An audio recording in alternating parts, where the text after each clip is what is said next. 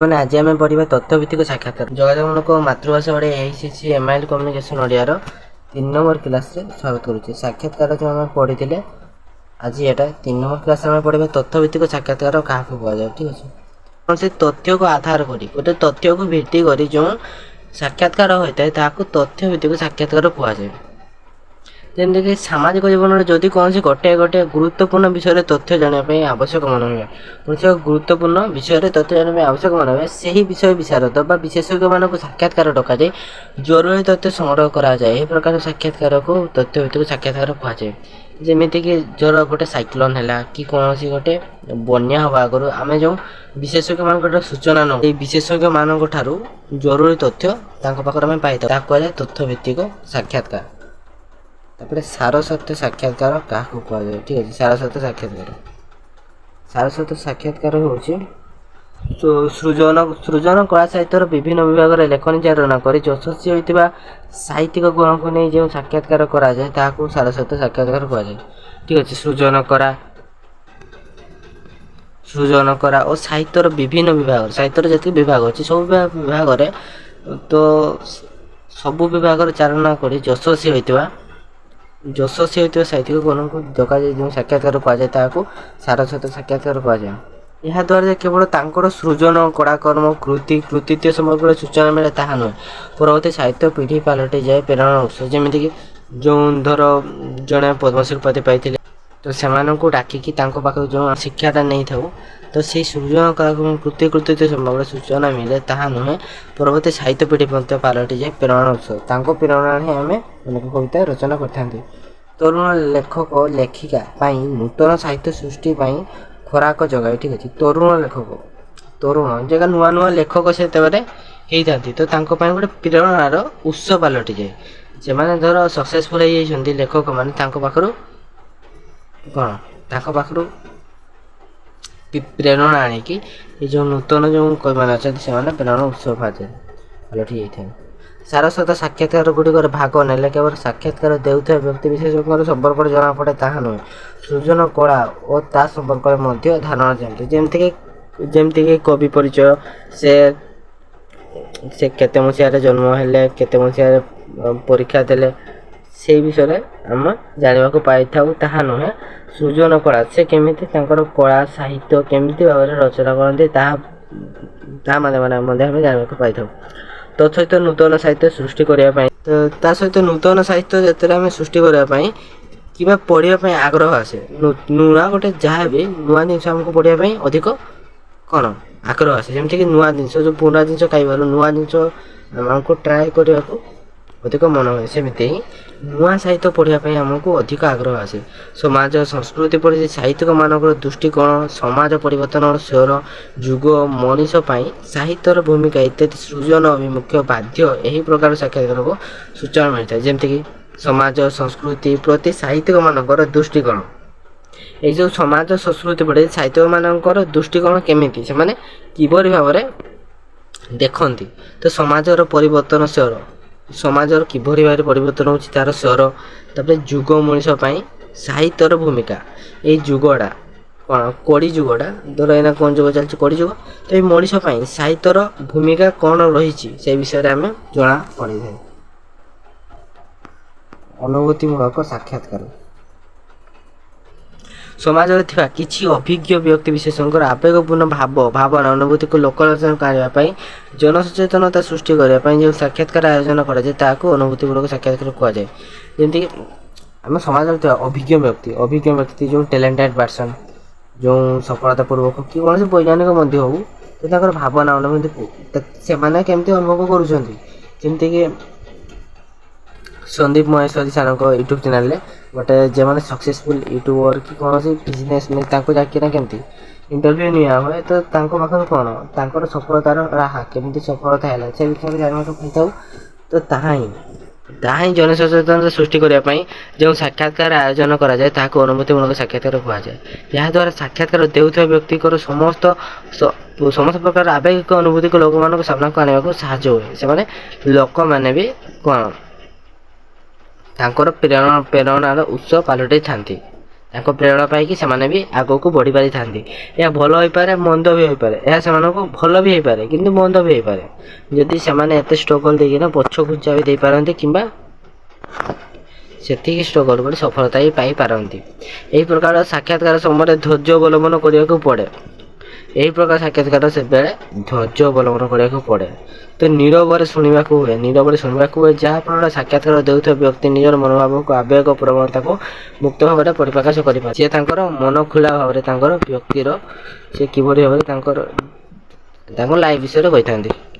ବିଶେଷଜ୍ଞ ସାକ୍ଷାତକାର ଜୀବନ ପର୍ଯ୍ୟନ୍ତ ଭିତରେ ବ୍ୟକ୍ତିଗତ ସମସ୍ୟାଠାରୁ ଆରମ୍ଭ କରି ଆଞ୍ଚଳିକ, ରାଷ୍ଟ୍ରୀୟ, ଅନ୍ତରାଷ୍ଟ୍ରୀୟ ସମସ୍ୟା ରହିଛି।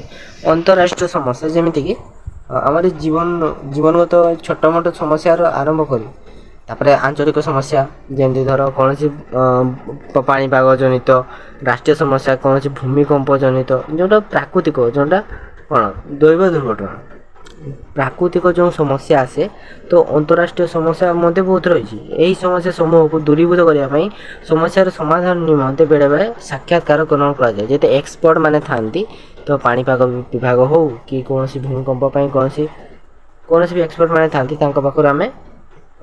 ତାଙ୍କ ପାଖରୁ ସାକ୍ଷାତକାର କରି ଆମେ ଉପଯୁକ୍ତ ତଥ୍ୟ ଗ୍ରହଣ କରିଥାଉ। ସମସ୍ୟା ସମ୍ପର୍କିତ ବିଷୟ ଗଭୀର ଜ୍ଞାନ ଥିବା ବିଶେଷଜ୍ଞମାନଙ୍କୁ ଡକାଯାଇ ସାକ୍ଷାତକାର ଗ୍ରହଣ କରାଯାଏ। ଯାହାଙ୍କ ପାଖରେ ଗଭୀର ଭାବରେ ଜ୍ଞାନ ଥାଏ ତାଙ୍କୁ ଡକାଯାଇ ତାଙ୍କ ପାଖରୁ ସାକ୍ଷାତକାର ଗ୍ରହଣ କରାଯାଏ। ସେମାନଙ୍କର ସୁଚିନ୍ତିତ ମତାମତକୁ ଜନମଙ୍ଗଳ ଉଦ୍ଦେଶ୍ୟରେ ସାକ୍ଷାତକାର ମାଧ୍ୟମରେ ଗ୍ରହଣ କରାଯାଏ। ସେମାନଙ୍କର ସୁଚିନ୍ତିତ ମତାମତକୁ ସେମାନେ ଯେଉଁଟା ଉଚିତ ତାଙ୍କୁ ଲାଗେ, ଉଚିତ ତାଙ୍କର ମତକୁ ଜନମଙ୍ଗଳ ଉଦ୍ଦେଶ୍ୟରେ ଜନମାନଙ୍କର କିଭଳି ମଙ୍ଗଳ କରାଯାଇପାରିବ ତାଙ୍କୁ ଆଗରୁ ସଚେତନ କରାଯାଇପାରିବ ସେହି ସମ୍ପର୍କରେ ମଧ୍ୟ ଗ୍ରହଣ କରାଯାଇଥାଏ। ଠିକ୍ ଅଛି। ଏ ଧରଣର ସାକ୍ଷାତକାରକୁ ବିଶେଷଜ୍ଞ ସାକ୍ଷାତକାର କୁହାଯାଏ। ଏହାକୁ କ'ଣ କୁହାଯାଏ ନା ବିଶେଷଜ୍ଞ ସାକ୍ଷାତକାର କୁହାଯାଏ। ବିଶେଷଜ୍ଞମାନଙ୍କର ମତକୁ ଗ୍ରହଣ କରି ଜନମଙ୍ଗଳ ପାଇଁ ଯଦି କିଛି ସାକ୍ଷାତକାର କରାଯାଏ ତାହାକୁ କୁହାଯାଏ ବିଶେଷଜ୍ଞ ସାକ୍ଷାତକାର। ଶିକ୍ଷା ସମ୍ପର୍କରେ ଜାଣିବାକୁ ହେଲେ ଅଭିଜ୍ଞ ଶିକ୍ଷାବିତ୍ ପରି ରାଜନୈତିକ ସମସ୍ୟା ସମ୍ପର୍କରେ ଜାଣିବାକୁ ହେଲେ ପ୍ରବୀଣ ରାଷ୍ଟ୍ରନୀତିଜ୍ଞ। ଯଦି କୌଣସି ଶିକ୍ଷା ବିଷୟ ଜାଣିବାକୁ ହେଲେ କ'ଣ ଗୋଟେ ପ୍ରବୀଣ ଶିକ୍ଷାବିତ୍ ଯିଏମାନେ ତାଙ୍କ ପାଖରେ ବହୁତ ଶିକ୍ଷା ଥିବ ତାଙ୍କ ପାଖରେ ବୁଝିଥିବ ନା, ଯେଉଁମାନେ କୌଣସି ଟିଚର ହଉ, ଶିକ୍ଷାମନ୍ତ୍ରୀ ହଉ। ସ୍ୱାସ୍ଥ୍ୟ ସମ୍ପର୍କିତ ତଥ୍ୟ ଜାଣିବାକୁ ହେଲେ ସ୍ୱାସ୍ଥ୍ୟ ବିଶେଷଜ୍ଞ, ତ ଅର୍ଥ ସମ୍ପର୍କରେ ଜାଣିବାକୁ ହେଲେ ଅର୍ଥ ବିଶେଷଜ୍ଞ ଓ ବିଜ୍ଞାନ ସମ୍ପର୍କରେ ଜାଣିବାକୁ ହେଲେ ବୈଜ୍ଞାନିକ ପ୍ରମୁଖ ବିଶେଷଜ୍ଞମାନଙ୍କ ପରାମର୍ଶ ନିଆଯାଇଥାଏ। ଏଥିପାଇଁ ପୂର୍ବ ପ୍ରସ୍ତୁତି ଆବଶ୍ୟକ। ତାଙ୍କ ପରାମର୍ଶ ଲୋଡ଼ାଯାଇ ସମୟ ସ୍ଥିର ହୋଇଥିବା ଆବଶ୍ୟକ। ତାଙ୍କ ସହିତ ଔପଚାରିକ ବ୍ୟବହାର କରି ନମ୍ର ଓ ଭଦ୍ର ଭାବରେ ପ୍ରଶ୍ନ ପଚାରି ସମାଧାନ ସୂତ୍ର ବାହାର କରନ୍ତି। ତାଙ୍କ ଇଣ୍ଟରଭ୍ୟୁରେ କେମିତି ତାଙ୍କର ଭଦ୍ର ଓ ନମ୍ର ଭାବରେ ପ୍ରଶ୍ନ ପଚାରନ୍ତି, ଗୋଟେ ପରେ ଗୋଟେ ସେମାନେ ଉତ୍ତର ଦିଅନ୍ତି ଏବଂ କ'ଣ ବହୁତ ଭଲ ଭାବରେ ବୁଝେଇ ବି ଦିଅନ୍ତି। ତ ତାହା ହେଉଛି ତାଙ୍କର ପ୍ରଶ୍ନ ପଚାରିବାର ସମାଧାନ ସୂତ୍ର। ଆବଶ୍ୟକ ସ୍ତରରେ ଷ୍ଟୁଡ଼ିଓରେ ବସି ରେକର୍ଡ଼ କରାଯାଏ। ବେଳେବେଳେ ଷ୍ଟୁଡ଼ିଓରେ ବସି ମଧ୍ୟ ରେକର୍ଡ଼ କରାଯାଇଥାଏ। ତ ପରେ ସମସ୍ତ ତଥ୍ୟ ଓ ମତକୁ ଲିପିବଦ୍ଧ କରି ସମ୍ବାଦ କରାଯାଏ। ଯେଉଁ ଆମ ଇଣ୍ଟରଭ୍ୟୁ가 ହୁଏ କ'ଣ ହୁଏ, ଦୁଇ ପ୍ରକାର ହୁଏ। ଗୋଟେ ଲାଇଭ୍ ଥାଏ, ସେଇଟା ଦର୍ଶକମାନେ ଦେଖନ୍ତି, ଆଉ ଗୋଟେ କ'ଣ ଷ୍ଟୁଡ଼ିଓ ରେକର୍ଡ଼ କରାଯାଏ। ତାପରେ ଯଦି କିଛି ମତ ଠିକ୍ କିଛି ମତ ଭୁଲ ତ ସେଇ ଭଲ ମତକୁ କାଟିକି କ'ଣ ନ୍ୟୁଜ୍ରେ ଦେଖା ହୁଏ, ଆଉ ଖରାପ ମତକୁ ମିମ୍ ବନେଇ ଦିଅନ୍ତି। ସମସ୍ତ ତଥ୍ୟ ଓ ମତକୁ ଲିପିବଦ୍ଧ କରି ସମ୍ବାଦ କରାଯାଏ। ଯଦି ସମ୍ଭବ ଏହି ବିଶେଷଜ୍ଞମାନଙ୍କ ମନରେ ରଖିବା ପାଇଁ ସମ୍ବଳ ଅନୁସାରେ ଉପହାର ମଧ୍ୟ ଦିଆଯାଇପାରେ। ସମ୍ବଳ ଅନୁସାରେ କିଛି ଉପହାର ମଧ୍ୟ ସେମାନଙ୍କୁ ଦିଆଯାଇଥାଏ। ଯଦି ଉତ୍ତର ସନ୍ତୋଷଜନକ ନ ହୁଏ, ଯଦି ଉତ୍ତର ସେମାନଙ୍କୁ ଭଲ ଲାଗିଲା ନାହିଁ ତ ପୁନର୍ବାର ମଧ୍ୟ ପ୍ରଶ୍ନ ପଚାରାଯାଏ। ଯଦି ଉତ୍ତର ଯେତେ ପର୍ଯ୍ୟନ୍ତ ତାଙ୍କୁ ସଠିକ୍ ଭାବରେ ସେମାନେ ବୁଝିପାରିଲେ ନାହିଁ ତ ସେମାନେ କ'ଣ ବାରବାର କ୍ୱେଶ୍ଚନ୍ ବି ପଚାରିଥାନ୍ତି ନା। ସନ୍ତୋଷଜନକ ସମସ୍ତ ଉତ୍ତର ପାଇବା ପରେ ତାଙ୍କୁ କୃତଜ୍ଞତା ଜଣାଇ ବିଦାୟ ନେଇଯାଏ। ଲାଷ୍ଟରେ ତାଙ୍କୁ କୃତଜ୍ଞତା ଜଣାଇ ସମସ୍ତ ପ୍ରଶ୍ନର ଉତ୍ତର ପାଇସାରିଲା ପରେ ତାଙ୍କୁ ବିଦାୟ ନେଇଥାନ୍ତି। ସୌଜନ୍ୟମୂଳକ ସାକ୍ଷାତକାର ଉଚ୍ଚପଦସ୍ଥ କର୍ମଚାରୀ, ପ୍ରତିଭାବାନ ବ୍ୟକ୍ତିତ୍ୱ, ପ୍ରବାସୀ ଜୀବନ ବିତାଉଥିବା ମହାନ ବ୍ୟକ୍ତି, ବିଦେଶୀ ଫେରନ୍ତା ବ୍ୟକ୍ତିତ୍ୱ, ସମ୍ମାନ ଶ୍ରେଣୀର ରାଜନେତାଙ୍କ ପାଖରେ ସୌଜନ୍ୟତାମୂଳକ ସାକ୍ଷାତକାର ଗ୍ରହଣ କରାଯାଇଥାଏ। ପ୍ରଥମେ ସେମାନଙ୍କର ପ୍ରଶଂସା ଗାନ ପୂର୍ବକ ଅଭିନନ୍ଦନ କୃତଜ୍ଞତା ଜଣାଯାଏ। ସୌଜନ୍ୟମୂଳକ ସାକ୍ଷାତକାର ଦ୍ୱାରା ପାରସ୍ପରିକ ସମ୍ପର୍କ ବଢ଼େ। ଦୃଷ୍ଟାନ୍ତମୂଳକ ଭାବେ ଓ ଅଭିନନ୍ଦନୀୟ ବ୍ୟକ୍ତିତ୍ୱ ଠାରୁ ଆମେ ଅନେକାଂଶରେ ପ୍ରେରଣା ପ୍ରୋତ୍ସାହନ ପାଉ। ବନ୍ଧୁ ଆପଣାର ଲୋକଙ୍କ ପାଖରେ ଏହି ସାକ୍ଷାତକାର ମଧ୍ୟ ଜରୁରୀ। ଲୋକଙ୍କ ପାଖରେ ମଧ୍ୟ ଏହି ସାକ୍ଷାତକାର ଜରୁରୀ ହୋଇଥାଏ। ତାପରେ କ'ଣ ଜରୁରୀ ସାକ୍ଷାତକାର आम जीवन परिचर्या भितर बेले बेले आकस्मिक भाव आपे आपे एक जरूरी समस्या सृष्टि हुए आम जीवन परिचर्या भितर से आकस्मिक भाव आपे आपे कौन जरूरी समस्या जोटा कि हठात कौन दैव दुर्घटना है जमी बन्या बात्या दुर्विपाक भूकंप दुर्घटना मड़क चड़क प्रभृति केतक प्राकृतिक विपर्य पड़ी समस्या आकस्मिक भाव में हठात जेटा आसता है ठीक अच्छे तो जहाद्वारा धन जीवन हानि होबार आशंका रहे हठात जिते धर भूमिकंप हो गला धन जीवन हठात हानि हो तो से बुझीपारे बहुत लोग मरीजे सब पैसा पत्र नष्ट हो तेणु एपरी समस्या को दूरीभूत करने विशेषज्ञ मान अनुरोध करी तो यही समय हठात अनुरोध कर विशेषज्ञ मान साक्षात्कार नहीं परामर्श लड़ा जाए से पचरा जाए तो यही विपद केमी मुकुड़ी पाड़ा तो से आवश्यक परामर्श को प्रतिकार मध्यम गुड़ी माने कौन कले जमी भूमिकंप बचाई कौन कराए टेबुल तो लुचा जाए तो सेमती किसी से प्रतिकार दे था जरूरी मनकर प्रसारण करती प्रशासन को दिग्दर्शन दियंती विशेषज्ञ माने समस्यार असु समाधान माने सेते जो प्रोब्लेम थी तार कौन टेम्पोरारी समाधान किसी काटी दियंती बहुत जल्दी तो आवश्यक स्तर एपरी साक्षात्कार आम पाई अति जरूरी मन से माने अति आवश्यक टाइम कौन से छोट छोट उपकार भी हमको बड़ लगे तो से एपरी साक्षात्कार आम अति जरूरी मन हुए समस्या समाधान आवश्यक स्तर तत्काल साक्षात्कार डक जाए समस्यार समाधान करा जाए आवश्यक स्तर पुणी थे जदि जिते टेम्पोरारी किसी समस्या तो समाधान करा बहुत शीघ्र तापर से समस्याटा किसी गलापर तो तार परमानेंट सॉल्यूशन किसी करा जाए विशेष साक्षात्कार बा असाधारण साक्षात्कार अनेक समय समाज दृष्टि अड़ुआर अनेक घटना घटे अनेक समय समाज दृष्टि अड़ुआर जोटा कि आम देखिपार ना तो बहुत समस्या सेमती घटी जाए कौतूहलपूर्ण आकस्मिक गुजब मान प्रचारित हुए बहुत किसी प्रचारित हो जाए तो लोक मैंने कौतूहलपूर्वक घटनास्थल को देखापी दौड़ती लोक मैंने कौतूहल मजार दौड़ती देखापी कौन होगा तो घटना घटी स्थान को लोकलोचन को आने संवादिक मैंने संवाद परिवेशन करते न्यूज वाला मैंने को जाते मैंने समस्त को देखापी आकस्मिक भाव में जो कौतूहलपूर्ण घटना घटे तो घटना समस्त दिग उन्मुक्त हुए घटना किभली भाव घटला उन्मुक्त हुए यही प्रकार घटना जो साक्षात्कार निजाए असाधारण साक्षात्कार कहुए कौन असाधारण साक्षात्कार जमीक न्यूज प्रेस वाला को न डाकी हठात पहुँची जाती कौन साधारण है कि ना असाधारण से विशेषकर एपरी साक्षात्कार प्रत्यक्षदर्शी ग्रहण कले दृष्टांतमूलक हुए एमाने प्रत्यक्षदर्शी से प्रत्यक्ष भाव से जो पाखे देखुए पाखु पचारती नूतन दिग दिगंत को अनुसंधान करने निर्मित जो साक्षात्कार निजाए असाधारण साक्षात्कार और पर्यायवाची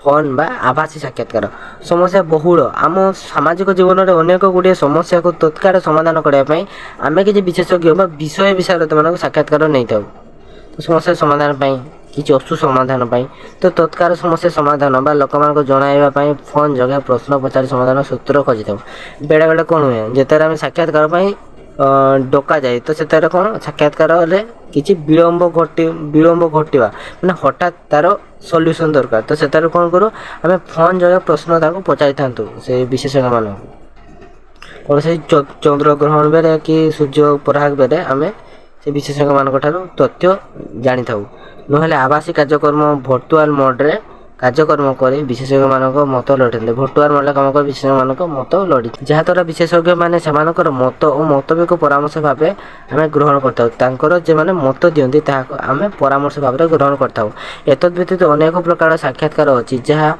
योजनाबद्ध भाव आयोजन कराई साक्षात्कार बहुत प्रकार अच्छी जहाँ गोटे योजनाबद्ध भाव आयोजन कराई सुगठित जीवन यापन निमंते सठिक मार्ग दर्शन निमंते यही साक्षात्कार गुड़िक जोगाजोग सठिक मार्ग जीवन में भलसे पहुँचापी और धर्म मार्ग चलने केते गुटे साक्षात्कार कराई से क्षेत्र को बलिष्ठ करता सांप्रतिक जीवन जगत को नूतन प्रेरणा नूतन वार्ता प्रदान करे सेगुड़िक है मानयुक्त व श्रृंखलित साक्षात्कार मान सम्मान को कौन रक्षा करे और श्रृंखलित भाव जो साक्षात्कार कहुए मानयुक्त व श्रृंखलित साक्षात्कार कहुए यही प्रकार साक्षात्कार गुड़िक योजनाबद्ध भाव में प्रस्तुत कराई बहु आगर प्रश्न पचारि जीव बोली विशेषज्ञ मान तार एक तालिका माने कौन कौन क्वेश्चन पचारि जीव तुम्हें केमी सक्सेस होइतिलो कि जो जो कि क्वेश्चन पचारे से लाइव रे तो आगुआ ସେଟା କୁହାଯାଇଥାଏ। ତାହା କ'ଣ ଶୃଙ୍ଖଳିତ ସାକ୍ଷାତକାର। ସେଠି କ'ଣ ହେଉଛି ବିଶୃଙ୍ଖଳତା ସୃଷ୍ଟି ହୁଏନି। ସେ ଆଗରୁ ପ୍ରିପେୟାର ହେଇକି ଯାଇଥାଏ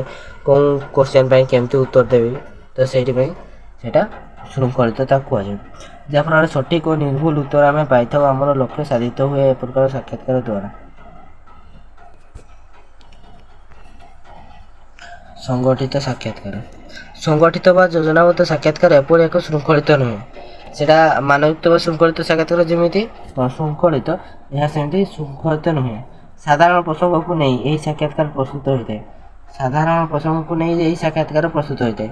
ସୂଚନା ଓ ତଥ୍ୟ ସଂଗ୍ରହ ପାଇଁ ଏହା ଏକ ଅଭିପ୍ରେତ। ସୂଚନା ଓ କୌଣସି ତଥ୍ୟକୁ ସଂଗ୍ରହ କରିବା ପାଇଁ ଏହା ଏକ ବହୁତ ଭଲ ମାର୍ଗ। ବିଶେଷଜ୍ଞଙ୍କ ଉପରେ କୌଣସି ଚାପ ନଥାଏ। ବିଶେଷଜ୍ଞମାନଙ୍କ ଉପରେ କୌଣସି ଚାପ ମଧ୍ୟ ନଥାଏ। ବିଭିନ୍ନ ବିଷୟ ବସ୍ତୁକୁ ନେଇ ଅପ୍ରାସଙ୍ଗିକ ଆଲୋଚନା ମଧ୍ୟ ହୁଏ। ବିଶେଷଜ୍ଞଙ୍କ ଧର ଗୋଟେ ଅଲଗା ଯେଉଁ ବିଷୟରେ ସେମାନଙ୍କୁ ଜଣାଥାଏ ସେହି ବିଷୟରେ କ'ଣ ଅପ୍ରାସଙ୍ଗିକ ଭାବରେ ବହୁତ ସମୟ ଧରି ଆଲୋଚନା ମଧ୍ୟ ହୁଏ। ଭାବ ବିନିମୟ, ସ୍ପଷ୍ଟତା, ବୌଦ୍ଧିକତା ଏଥିରୁ ଜାଣିବା ସହଜ ହୁଏ ନାହିଁ। ଠିକ୍ ଅଛି, ସେଇ ବିଷୟରେ କୌଣସି ଭଲ ପାଇପାରୁନଥାଏ। ଠିକ୍ ଅଛି, ତ କାରଣ ସେମାନେ ହଠାତ୍ ଆଲୋଚନା କରନ୍ତି ଗୋଟେ ନିର୍ଦ୍ଦିଷ୍ଟ ଟପିକ୍ରେ। ତାପରେ ଦଳଗତ ସାକ୍ଷାତକାର। କୌଣସି ଏକ ପ୍ରସଙ୍ଗକୁ ନେଇ ନିର୍ଦ୍ଦିଷ୍ଟ ସମୟସୀମା ଭିତରେ ବହୁ ଲୋକଙ୍କ ମଧ୍ୟରେ ଯେଉଁ ସାକ୍ଷାତକାର ନିଆଯାଏ ତାହାକୁ ଦଳଗତ ସାକ୍ଷାତକାର କୁହାଯାଏ।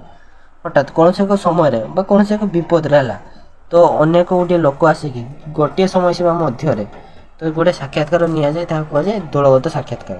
ଏହି ସାକ୍ଷାତକାରରେ ସାକ୍ଷାତକାରୀ ବ୍ୟକ୍ତିର ବ୍ୟକ୍ତିତ୍ୱ, ଆଚରଣ, ସହଯୋଗ ଓ ବିଷୟଗତ ଜ୍ଞାନ ଓ ଭାଷା ଶୈଳୀ ଆଲୋଚନା କରିବାର ଦକ୍ଷତା ମାପି ହୁଏ।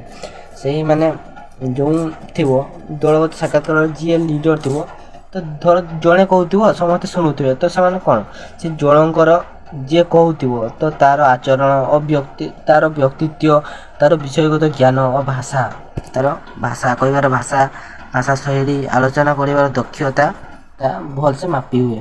ତ ଏତେ ଜଣଙ୍କ ସାମ୍ନା କହିବା ମାନେ ତ କନଫିଡେନ୍ସ ତ ନିହାତି ଦରକାର ନା, ତା ଭଲସେ ମାପି ହୁଏ। ଗ୍ରାମାଞ୍ଚଳରେ ଏହି ପ୍ରକାରର ଦଳଗତ ସାକ୍ଷାତକାରରେ ବେଶୀ ପରିମାଣରେ ଆୟୋଜନ କରାଯାଏ। କୌଣସି ମିଟିଂ, କୌଣସି ଅନୁଷ୍ଠାନ ମାନଙ୍କରେ ଯେମିତି ହୁଏ ତାହାକୁ କୁହାଯାଏ ଦଳଗତ ସାକ୍ଷାତକାର। ଜ୍ଞାନ ମାପକ ସାକ୍ଷାତକାର। କୌଣସି ଏକ ପ୍ରସଙ୍ଗ ଉପରେ ଏହି ପ୍ରକାର ସାକ୍ଷାତକାର ଗ୍ରହଣ କରାଯାଏ। ଜ୍ଞାନ ମାପକ, ଜ୍ଞାନକୁ ମପାଯାଏ। ଠିକ୍ ଅଛି, ସାକ୍ଷାତକାର ଦେଉଥିବା ବ୍ୟକ୍ତିର ମୌଳିକ ଜ୍ଞାନ, ବିଷୟଗତ ପାରଦର୍ଶିତା ଏହି ସାକ୍ଷାତକାରରେ ମପାଯାଏ। ସାକ୍ଷାତକାର ଦେଉଥିବା ବ୍ୟକ୍ତିର ମୌଳିକ ଜ୍ଞାନ, ଜେନେରାଲ ନଲେଜ ବିଷୟରେ ତାର କ'ଣ ଅଛି ଧାରଣା, ବିଷୟଗତ ପାରଦର୍ଶିତା ଏହି ସାକ୍ଷାତକାରରେ ମପାଯାଏ। ଅର୍ଥାତ୍ ସାକ୍ଷାତକାର ନେବା ସମୟରେ ତାଙ୍କର ବିଷୟ ବା ପ୍ରସଙ୍ଗ ଉପରେ କେତେ ଜ୍ଞାନ ଅଛି, ଦକ୍ଷତା ଅଛି ତାହା ସହଜରେ ଜାଣିବେ। ମାନେ ଧର ଗୋଟେ ସାକ୍ଷାତକାର ନେଲା ବେଳେ ତାଙ୍କର ପ୍ରତିଦ୍ୱନ୍ଦ୍ୱୀ ସେ ସାକ୍ଷାତକାର ନେଉଥିବା ସେଇ ଟପିକ୍ରେ ତାଙ୍କ ପାଖରେ କେତେ ନଲେଜ ଅଛି, ସେ ଟପିକ୍ରେ କେତେ ଇଣ୍ଟରେଷ୍ଟ ଅଛନ୍ତି ତାହା ଜାଣି ହୁଏ ଯେ ଜ୍ଞାନ ମାପକ ସାକ୍ଷାତକାରରେ। ସେଥିପାଇଁ ସାକ୍ଷାତକାର ଦେଉଥିବା ବ୍ୟକ୍ତି ବା ବିଶେଷଜ୍ଞ ନିଜର ସ୍ୱଭାବ ଆଚରଣ ଉପରେ ଯଥେଷ୍ଟ ଶୃଙ୍ଖଳିତ ହେବା ଉଚିତ। ନିଜ ବ୍ୟକ୍ତିର ଆଚରଣ ହିଁ ବ୍ୟକ୍ତିର ପରିଚୟ, ତ ସେଥିପ୍ରତି ସଚେତନ ହେବା ଉଚିତ।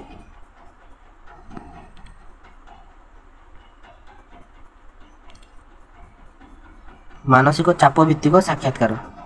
ଅନେକ ସମୟରେ ଦ୍ୱନ୍ଦ୍ୱାତ୍ମକ ପ୍ରଶ୍ନ ଉପରେ ଏକ ଉତ୍ତେଜନାପୂର୍ଣ୍ଣ ସ୍ଥାନମାନଙ୍କରେ ସାକ୍ଷାତକାର ଦେଉଥିବା ବ୍ୟକ୍ତି ମାନସିକ ଭାରସାମ୍ୟ ହରାଇ ବସେ କିମ୍ବା କ୍ରୋଧଜନିତ ବେଳେବେଳେ ଏମିତି ହୁଏ। ଦୁଇ ଜଣକା ଧର ସାକ୍ଷାତକାର ଦେଉଥିବ ଆଉ ଗୋଟେ ସାକ୍ଷାତକାର ନେଉଥିବ, ତ ସେଇ ଦୁଇ ଜଣଙ୍କ ଭିତରେ କୋଡ଼ି ହେଇଯାଏ। ତ ଇଏ ଗୋଟେ ଇଣ୍ଟେନସନ୍ରେ କ୍ୱେଶ୍ଚନ୍ ପଚାରୁଥିବ, ସିଏ ଆଉ ଗୋଟେ ଉଦ୍ଦେଶ୍ୟରେ ଡବଲ ମିନିଂ ଭାବିକି ମଧ୍ୟ ଆନ୍ସର ଦେଇଥାଏ। ତ ସେଥିରେ କ'ଣ ହୁଏ, ଦୁଇ ଜଣଙ୍କ ମଧ୍ୟରେ ବାର୍ତ୍ତାର ଏବଂ କ୍ରୋଧ ଜର୍ଜରିତ ହୋଇ କଡ଼ି ମଧ୍ୟ ହୋଇଥାଏ। ତ ସାକ୍ଷାତକାର ଦେଉଥିବା ବ୍ୟକ୍ତି ଏଥିପ୍ରତି ଯଥେଷ୍ଟ ଭାବରେ ଯତ୍ନବାନ ହେବା ଉଚିତ। ଯିଏ ସାକ୍ଷାତକାର ଦେଉଥିବ ଏଥିପ୍ରତି ନ ରାଗିକି ନମ୍ର ଭାବରେ ସେ ଭଲସେ ସାକ୍ଷାତକାର ଦେଲେ ହିଁ ସାକ୍ଷାତକାର ସଫଳ ହୋଇଥାଏ। ତ ସେଥିପାଇଁ ପୂର୍ବରୁ କୁହାଯାଇଛି ସାକ୍ଷାତକାର ନେଉଥିବା ବା ଦେଉଥିବା ବ୍ୟକ୍ତିର ଉଦାର, ନମ୍ର, ଭଦ୍ର, ଶୃଙ୍ଖଳିତ ହୋଇ ସାକ୍ଷାତକାର କାର୍ଯ୍ୟକ୍ରମକୁ ଯିବା ଉଚିତ। ଭଦ୍ର ଭାବରେ ଯିବା ଉଚିତ। ସେଠି ଅଭଦ୍ରାମୀ କଲେ ତାହା ବିଫଳ ସାକ୍ଷାତକାର ହୋଇଥାଏ। ସାକ୍ଷାତକାର ପ୍ରତିକୂଳ ପରିବେଶ ଓ ପରିସ୍ଥିତି ଆସିବା ସ୍ୱାଭାବିକ। ସାକ୍ଷାତକାରରେ ପ୍ରତିକୂଳ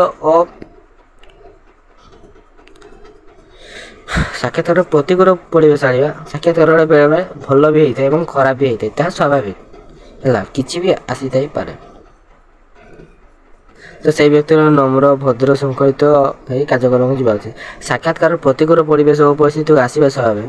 ତଥାପି ବିଶେଷଜ୍ଞମାନେ ଯତ୍ନବାନ ହୋଇ ସ୍ୱାଭାବିକ ଢଙ୍ଗରେ ପରିସ୍ଥିତିକୁ ଖାପ ଖୁଆଇ ଦକ୍ଷତାର ସହ କ'ଣ ସାକ୍ଷାତକାରକୁ ଦେବା। ଯେତେବେଳେ କୌଣସି ଯୁକ୍ତିତର୍କ ହେବା ଆଗରୁ ସେଇ ପରିସ୍ଥିତିରେ ସେମାନେ କୌଣସି ଟାଇପ୍ର ଗୋଟେ ଯାଉ କରି ସେମାନେ ନିଜ ଟ୍ୟାଲେଣ୍ଟ ଦ୍ୱାରା ସେଇ ପରିସ୍ଥିତିକୁ ଖାପ ଖୁଆଇକି ସେମାନେ ଆଗକୁ ଅଲଗା କିଛି କ୍ୱେଶ୍ଚନ୍ ପଚାରିଥାନ୍ତି, ସେଇ ଝଗଡ଼ାକୁ ଏଡ଼ାଇ ଦେଇଥାନ୍ତି। ତ ତା ଶୃଙ୍ଖଳିତ ଓ ମାନସିକ ଚାପ ଭିତ୍ତିକ ସାକ୍ଷାତକାର ହୋଇଯାଏ। ତାର ମୁଣ୍ଡଟି ଏଥିରୁ ତାଙ୍କର ଦକ୍ଷତା ଓ ବୌଦ୍ଧିକ ଜ୍ଞାନର ମାପ ଜଣାପଡ଼େ। ଏଥିପାଇଁ ସତର୍କତା ଅବଲମ୍ବନ କରିବା ଏକାନ୍ତ ବିଧେୟ। ଏଥିରୁ ସ୍ପଷ୍ଟ ଜଣାପଡ଼େ ସାକ୍ଷାତକାର ଏକ ସୃଜନାତ୍ମକ କଳାକର୍ମ। ସାକ୍ଷାତକାର ନେବା ଓ ଦେବା ଏକ କଳା। ସାକ୍ଷାତକାର ନେବା ହେଉ କି ଦେବା ହେଉ ସେଟା ଗୋଟେ କଳା।